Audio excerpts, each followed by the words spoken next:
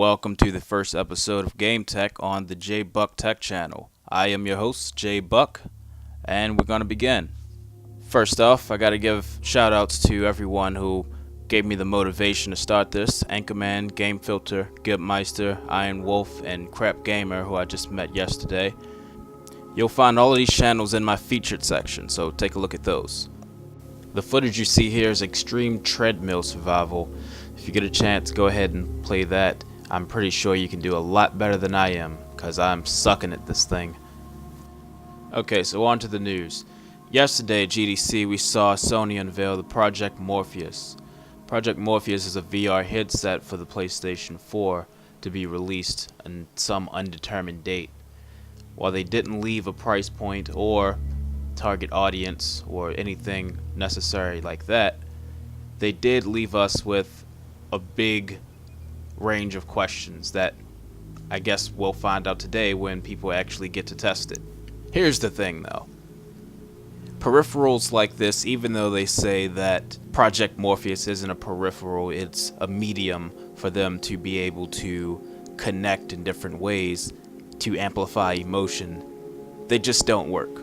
If you want to go back a few months, one of the main arguments you saw from Sony fanboys going against anyone who wanted to buy an Xbox One was that they didn't want to have a Kinect. So now, what they're doing is having everyone, even though that this PlayStation Eye is selling off the shelves and to a point where they're increasing the price of it.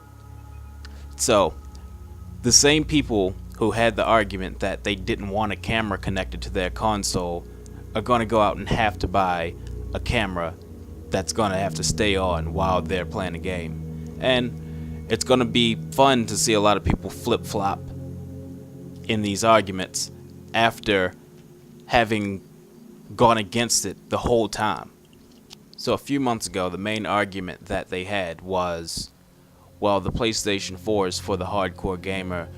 You know, we don't have that gimmicky environment that they're bringing out with the Kinect that's making it $100 more. You know, we don't need media streaming. We don't need to be able to play CDs, you know, because we bought this system to play games. So now, at GDC, we also saw Sony say that, you know, this device isn't only for games. I really do want to see the damage control on this because it should be fun. It should be really fun to watch.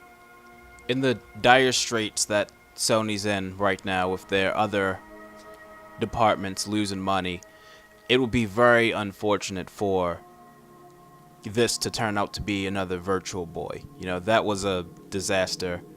From what we know, we do know that the Project Morpheus is using LCD screens in their displays instead of OLEDs, like the Oculus Rift, the new version of Oculus Rift. Now, we don't know whether this means that there's still going to be motion sickness attached to VR, but hopefully it's not a commercial disappointment.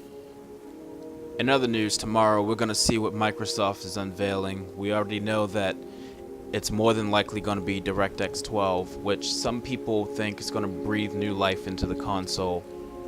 I mean, I strongly believe that, but we also don't know what is going to be entailed into DirectX 12.